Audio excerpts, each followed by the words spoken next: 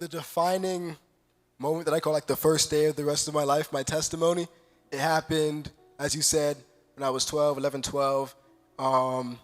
Basically, a lot of bad things had gone on in my family.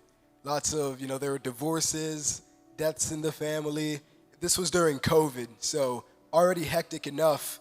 And I got to a point where not only did I feel alone, but I was also depressed. And I didn't even want to live anymore for quite some time.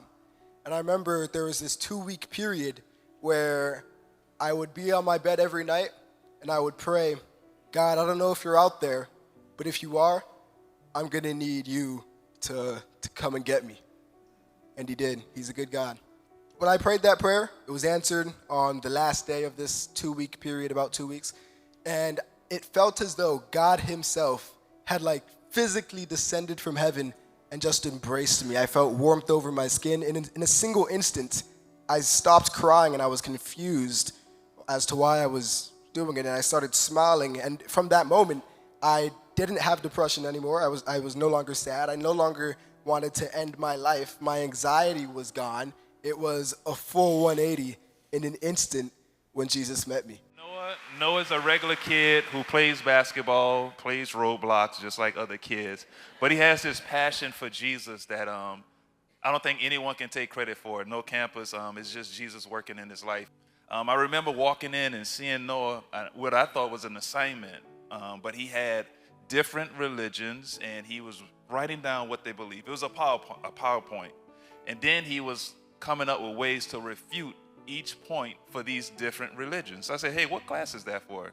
He said, it's not for a class. So I'm like, what are you doing? He said, I'm just kind of preparing something so when I speak to people that I can share the gospel with them and I know what they believe. So I was like, okay. Then there was another time. I've had this request before where kids say, hey, can I, share something in chapel? Okay, send me what you're going to share. And then that's the end of it. Kids don't want to do extra work. All right? But Noah sent me 3 sermons about what he wanted to share. And I said, hey, why don't you share this one?